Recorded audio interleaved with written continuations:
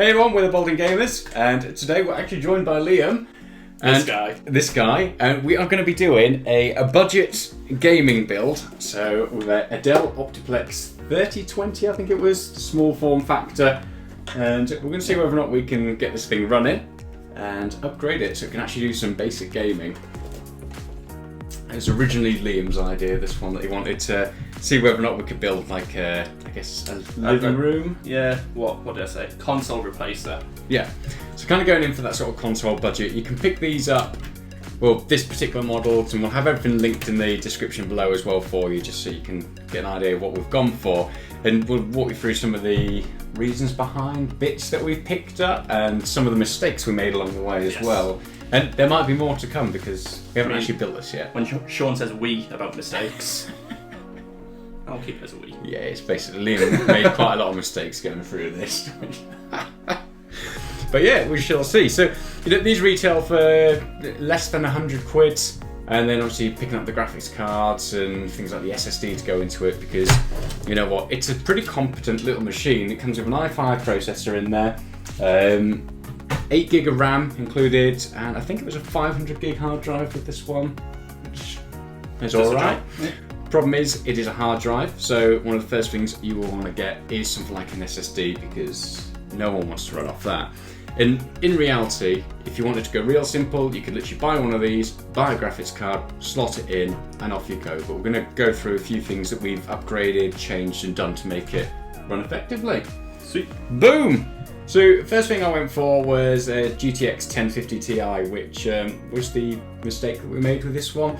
Originally, when we were looking to buy these, so there are 3 form factors of this. There's basically like the mini tower, which is really tiny, sort of like, I guess you just have around the office, maybe under a computer, under a monitor or something like that. There's the mid tower, which is the one that we've picked up here, and then there's like the full size tower. And originally we were trying to get hold of some of the full size towers, and this one popped up as a bit of a bargain. So I got that, but didn't alter the plans, and see, the graphics card doesn't fit because it's too large. So what we ended up going for is the GeForce 1030, and you know what? It fits, which is the main thing, because, you know, whoops. Other things, went for a basic SSD, and that is really just to put our operating system onto and maybe some of the most used applications and games. And again, it's just because you don't want to be booting off a hard drive, because the load times are just going to be monstrous. Yeah. And yeah. It's for the 21st century. Yeah. Come on, PlayStation. Oh, they've done it. Some thermal paste. So again, you can go down a lazy route, just slapping a graphics card into this, but one thing that you want to do, because most of the time these machines have been sat in an office somewhere under a desk, locked away, and they are filled with dust. So when we got this, it was just full of dust, which is not going to help with the fan performance, thermal performance, or just general performance. Bleh. And also as well, things like the cooler and the processor have been sat in there for absolutely ages, so getting some thermal paste and reapplying that, because it's going to be dried up and cracked, and yeah, no one wants dried up and cracked. No one wants dry crack.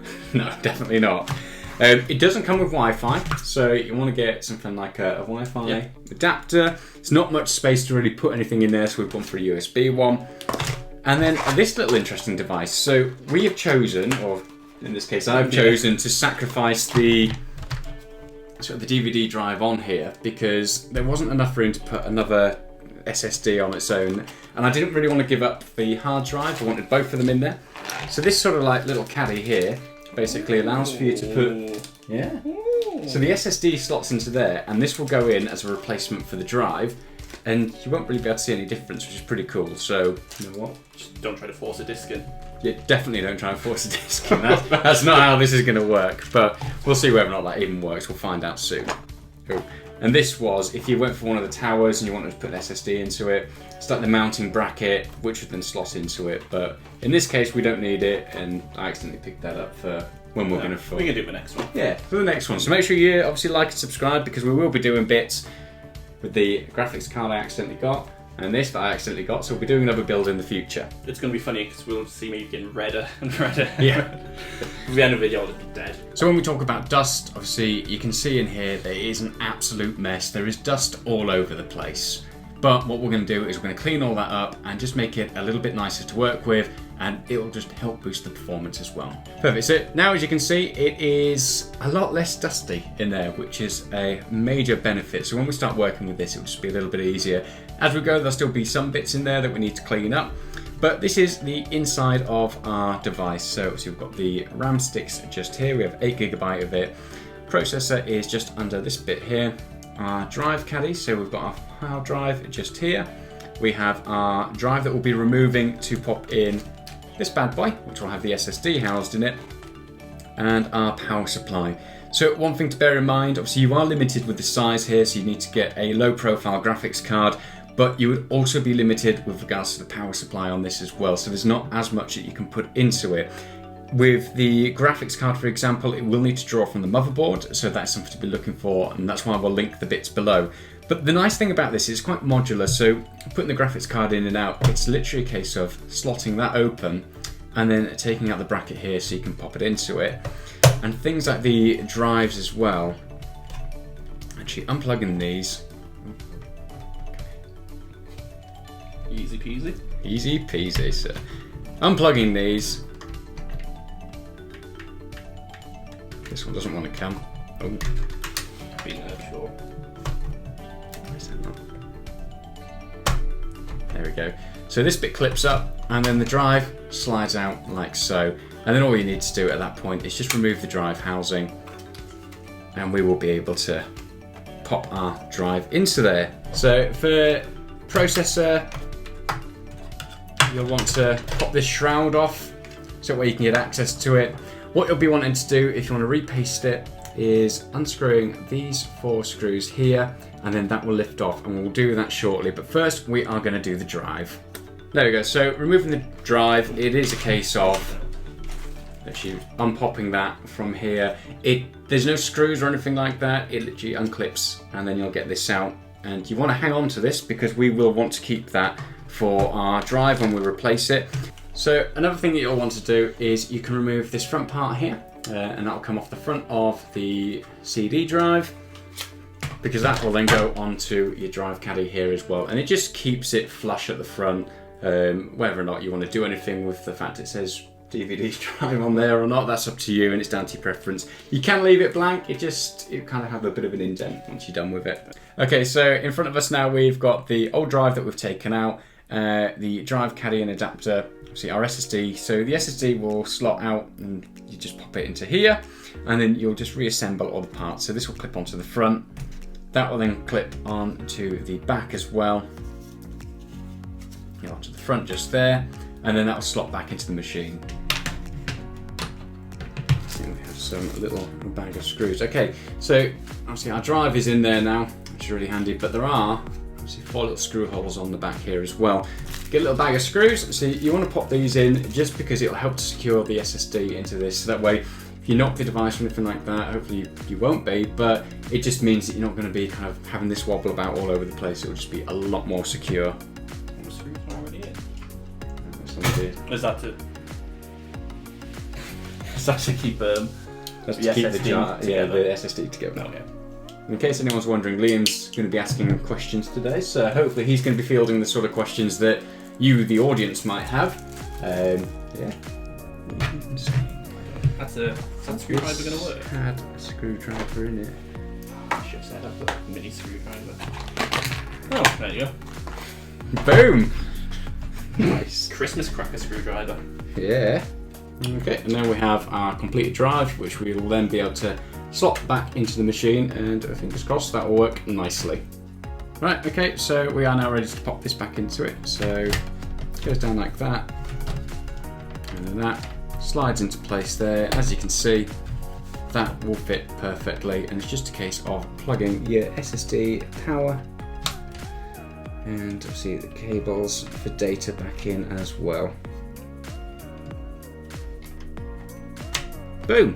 And there we go. So that is now attached and ready to go. So when we boot up later, we'll be able to swap from the main hard drive across onto the SSD, and we'll be ready to go. We'll have an SSD and a hard drive in there. Okay, so next we are on to our graphics card. So we've placed the drive, we've cleaned up the CPU as well, although Liam forgot to film that bit. Now onto the graphics card. So like I said, you want something that's low profile.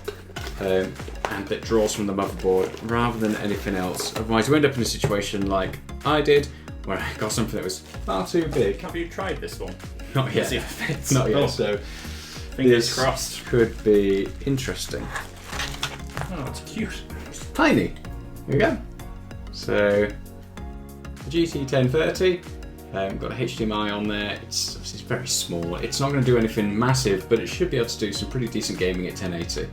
Okay, so like I said before, this sort of bay here pops open, and then you'll be able to slot your graphics card in. I'm sorry. Let's get my big bold head in the way. Maybe not blurry at all. It's not too wide. That's too tall. Yeah. However, this bit from where it's connected Yeah, we can cut it. isn't actually anything. Oh, wait a minute. Let me just, I'm not going to close it. No, it would be fine. That HDMI is going to be tight. So one thing that we kind of didn't take, well, I didn't take into consideration is, even though it was a low profile one, the bracket itself is really tall, and you can see straight away there. It was a simple thing of just removing a couple of screws on this front plate here, just to make sure it all fits in and works. So we'll test to make sure it all works and go from there. So the first thoughts were, we were going to cut the excess. So we're going to cut across there and across the bottom here as well to make it fit. And that way this sort of front plate would fit nicely, but we didn't want to do that until we're certain it was working. Yeah, we want to make sure everything gets up and running first. And besides, once you start kind of cutting things up, it just gets a bit fiddly, especially for things like resale value. It means you've then got to sell that without the front plate, and this way you can do it without damaging the actual card.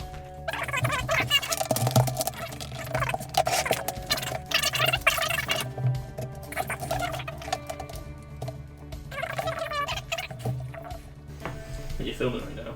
Yeah. Good. I want the world to see you break down. Oh, it's on. The light screen.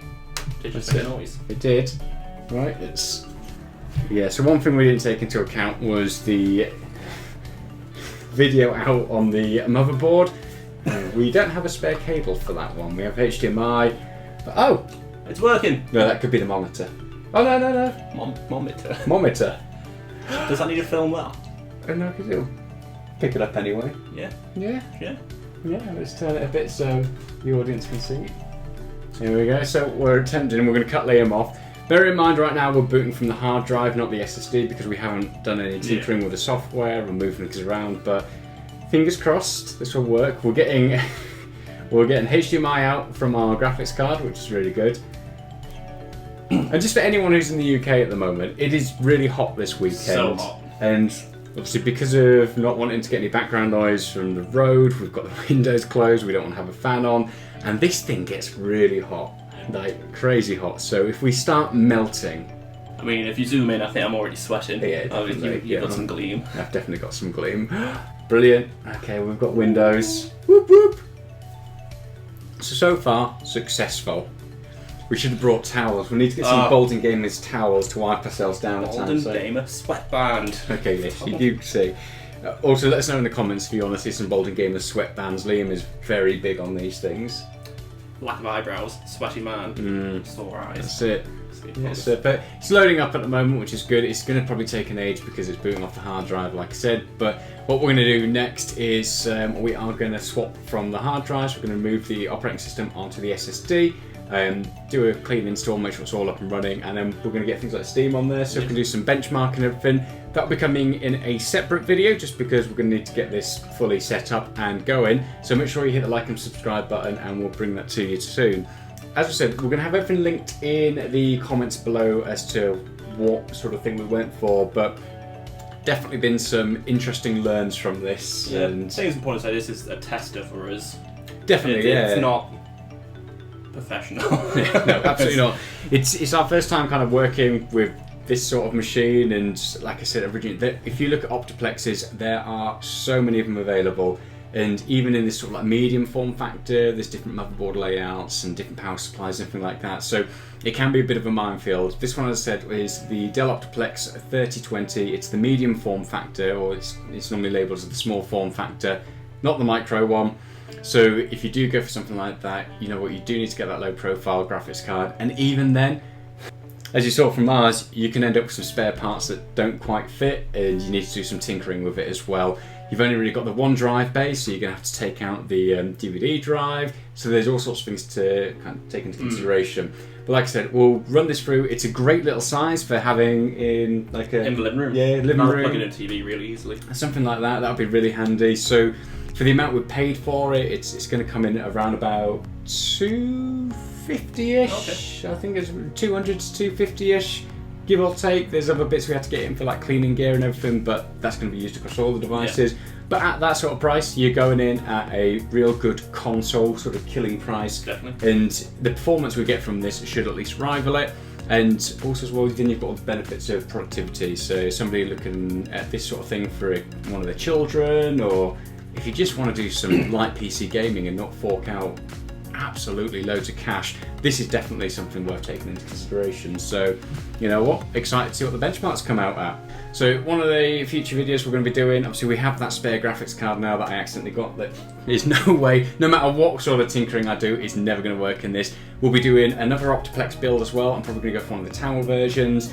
So again, if you want to see anything else in the future, do let us know. We're going to do obviously the benchmarking for this, so hit the subscribe button so you can catch that once it lands. And also Liam's suggestion there, we're going to be doing a console versus budget PC showdown as well, just to see what sort of performance you can get from this and the advantages of doing something like this versus going for something like the console instead. So thanks for watching.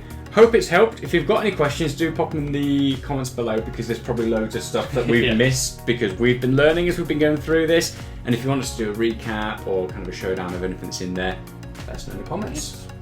Au revoir. Au revoir. Au revoir. Sorry. Ta-ra. It's very hot. It is very hot. Pause now. It's extremely old. Oh. Good sign. Freeze frame. Clickbait. Ooh. Okay. I'll be like, I'm playing bad because of love because of a background noise. Why do it that way around? What way? Don't know. That's how we've been doing it. Okay.